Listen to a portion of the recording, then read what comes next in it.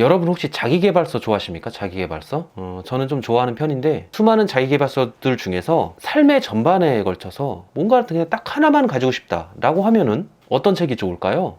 제가 추천해드린 책은 바로 이 최강의 인생입니다. 여러분 그 제목을 보십시오. 최강의 인생, 좋은 삶, 뭐 행복한 삶도 아니고 최강의 인생. 인생이 최강이라면 뭐 바로 게임 오버. 바로 요거는 구매를 해줘야죠. 제목이 저를 그냥 확 잡아 끌더라고요. 그래서 사서 읽어봤습니다. 굉장히 흥미로운 게 뭐냐면 이 책에는 그러니까 내 삶을 업그레이드 시킬 굉장히 많은 방법들이 나오는데 예를 들어서 뭐 나의 심리, 그 다음에 뭐 건강, 지식, 심지어는 성생활까지 모든 부분에 있어서 다 지침을 내려줍니다. 그러니까 요대로만 따라하면 된다 그거죠. 얼마나 좋습니까? 한 권에 딱 끝낼 수 있죠. 이 저자 같은 경우에는 굉장히 유명한 실리콘밸리 투자사의 CEO고요. 그리고 최강의 식사라는 이제 전 세계적인 베스트셀러를 내고 그리고 방탄 다이어트 프로그램과 관련해가지고 우리나라에서는 이제 방탄커피라는 게 출시가 되기도 했고요. 대단한 사람이죠. 이 사람은 이제 이 책에서 세 파트로 나눠가지고 자기 개발하는 부분들에 대해 설명을 했어요. 하나가 더 똑똑하게, 더 빠르게, 그리고 마지막 세 번째가 더 행복하게 이렇게 세 파트로 나눠져 있습니다. 각각 파트에 대해서 좀 말씀을 드릴게요. 더 똑똑하게 파트에서는 이런 내용들이 나옵니다.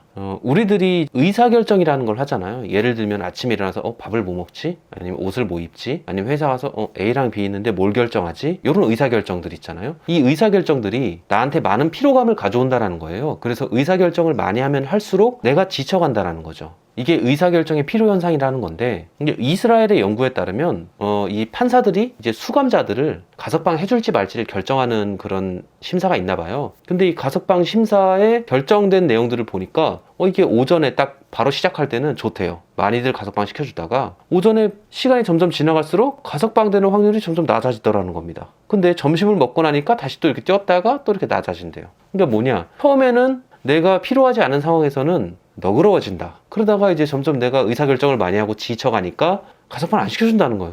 이거는 좋지 않다. 그래서 중요한 건 뭐냐면 의사결정을 하는 것도 나한테 굉장한 피로감을 준다. 그래서 말이죠, 재밌는 게 고성과자들 있잖아요. 이분들은 이런 의사결정의 피로감을 알고 있기 때문에 몇 가지를 단순화를 시킵니다. 그 단순화는 두 가지가 식사랑 의상. 식사 같은 경우도 정해진 것만 먹고 의상 같은 것도 똑같은 것만 입는, 흔히 아는 스티브 잡스 있죠. 그 허구한 날 이제 청바지랑 목폴라만 입잖아요. 그게 다 그거를 좋아해서가 아니라 그게 의사결정의 피로감을 줄여준다는 사실을 알기 때문에 하는 거구나 라는 걸 깨달았어요. 하지만 저는 이제 그 정도의 의사결정을 하지 않기 때문에 옷은 사겠습니다. 더 똑똑하게라는 챕터랑 관련해서 추가적인 내용이 뭐가 있냐면 우리의 신념은 그러니까 우리의 가치랑 능력 그리고 사회 속의 역할을 규정한다고 합니다. 그러니까 우리가 신념을 굉장히 높게 가지면 우리의 능력도 이제 확 올라간다라는 거죠. 근데 우리는 신념을 높게 잘 못 가집니다. 왜냐면 어렸을 때부터 넌 안 돼 라는 말만 너무 많이 들었기 때문에 잘 안 높아진다라는 거죠. 근데 이 신념을 우리가 스스로 높여야 됩니다. 나는 할 수 있어. 나는 뭐든 잘할 수 있어 라는 신념을 가지고 이걸 높이기 위해서는 내가 진정으로 원하는 거 그리고 내가 열정을 쏟고 빠져들 수 있을 만한 것을 찾아야 된다고 합니다. 근데 이걸 어떻게 찾냐? 이 사람도 재밌는 질문을 해요. 이거 마치 이전 시간에 이제 실리콘밸리 거기서 나왔던 것과 비슷한데 이 사람의 질문은 이겁니다. 우선 네가 바라고 있는 거를 모두 가지고 있다고 생각해봐. 네가 뭐 1000억이 있어, 좋은 집이 있어, 좋은 차 있어, 모든 게 다 있어. 자, 이제 뭐 할 거야? 라는 질문을 해보라고 하는 거죠. 그랬을 때 이 질문을 통해서 나온 답이 내가 바로 열정을 쏟을 만한 일이다 라고 이제 얘기를 합니다. 되게 제 마음을 울리는 그런 질문이었어요. 두 번째는 더 빠르게입니다. 이 두 번째 챕터에서 말이죠, 좀 약간 흥미로웠던 게 있어요.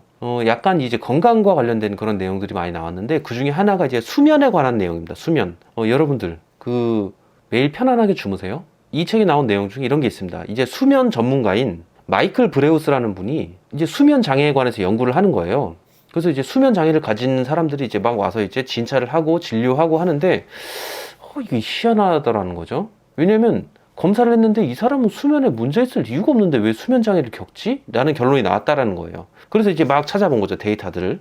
그 결과 확인한 사실이 뭐냐면 문제는 잠자리에 드는 시간하고 아침에 일어나는 기상 시간이 잘못됐다라는 거예요. 그러니까 뭐가 문제냐면 늦게 자고 늦게 일어나는 게 문제가 아니에요. 그런 문제가 아니고 진짜 문제는 이 사람마다 일주기성 리듬, 그러니까 흔히 바이오 리듬이라는 게 있는데 그 바이오 리듬에 맞춰서 자고 일어나고를 해야 되는데 그렇게 하지 않았다라는 게 문제라고 합니다. 이 잠을 자고 일어나는 패턴은 네 종류로 분류가 되는데 그냥 쉽게 두 개로만 딱 얘기하면 이런 거예요. 아침형 인간은 진짜 일찍 일어나는 사람, 저녁형 인간, 그러니까 늦게 자고 늦게 일어나고, 이 분류에 맞지 않게 수면 습관을 가지게 되면 이게 이 바이오리듬이 깨진다는 거죠. 뭐 흔히 늦게 자고 늦게 일어나는 게 내 적성에 맞는데 나보고 매일 일찍 자고 일찍 일어나래. 안 맞잖아요. 그러니까 이제 수면 장애가 오는 거죠.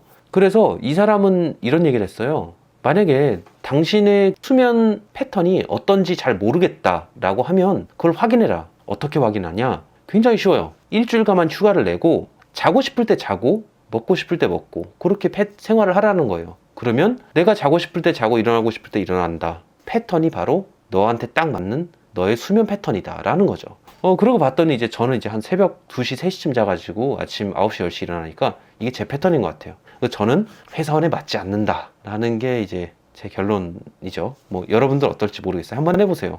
이 일주기성 리듬을 체크하는 것과 관련해 가지고 이제 잠을 잘 들려면은 이런 것들이 있더라고요. 그 인공 조명이라도 쓰지 말래요. 조그만 조명이라도 있으면 나의 수면 패턴을 교란시킨다고 합니다. 그래서 안대를 쓰고 자라 차라리, 아니면 인공 조명을 다 끄고 자던가. 이게 숙면을 취하는 비결이다 라고 얘기를 합니다. 그리고 세 번째, 더 행복하게입니다. 이 자기계발서들에 보면은 행복과 관련된 책들에서 항상 나오는 게 있어요. 항상 everyday. 뭐냐, 성공한 사람들이 느끼는 이제 삶의 만족감은 돈에서 얻는 것보다는 일 자체에서 얻는 행복감이 훨씬 크다라는 거예요. 네가 하고 싶고 행복할 수 있는 일을 해라 라는 거죠. 저희는 그게 무슨 일인지 잘 모르는데 이런 얘기를 합니다, 항상. 그리고 하는 말이, 행복한 사람은 행복하지 않은 사람보다 30% 정도 생산성이 높고 창의력은 3배나 뛰어나다라는 거죠. 그래요, 나도 좀 그런 일을 좀 해보고 싶어요. 뭐 이런 거는 뭐 차치하고, 이 챕터에서 얘기하려는 것 중에 이런 게 있어요. 수단 목표와 진짜 목표를 분리하라는 거예요. 내가 만약에 10억을 벌고 싶다. 요거는 수단 목표라는 거죠. 10억을 벌어서 뭘 할 건데? 결국은 10억을 벌어서 행복해지고 싶은 거잖아요. 감정이나 경험 중심으로 가는 거. 그게 바로 내 진짜 목표다. 그렇기 때문에 내가 나는 행복해지고 싶어 라고 했을 때 꼭 10억을 버는 게 내 삶의 소명인 것 마냥 하지 말라는 거예요. 왜냐면 행복해질 수 있는 길은 10억을 버는 것 말고도 다른 길들이 많이 있을 수 있으니까. 그래서 목표로 다가가기 위한 이 수단, 이 돈인 수단에 너무 얽매이지 마라 라는 이제 조언이 있었고요. 그리고 이 부분은 아마 여러분 재밌을 거예요. 여러분들의 가장 친한 친구 4명 있죠. 4명. 4명을 딱 꼽아보세요. 자, 그 친구들의 특징이 있죠. 그 친구들의 뭐 성격이라던가 아니면 뭐 행동이라던가 소득 수준이라던가, 그 친구들의 평균이 바로 당신이라고 합니다. 삿대질 죄송합니다. 내가 나를 포함한 5명 중에 평균이라는 말이죠. 그래서 내가 변하고 싶은 말이죠. 이 사람들을 바꾸는 거예요. 물론 뭐 벌이라는 그런 얘기가 아니고, 그러니까 이런 거죠. 내 주변에 있는 사람들에 의해서 내가 굉장히 많이 영향을 받는다는 거죠. 그래서 내가 변하고 싶은 방향에 있는 친구들을 딱 만나면은 내가 바뀐다. 뭐 그런 겁니다. 그리고 이런 내용도 있었어요.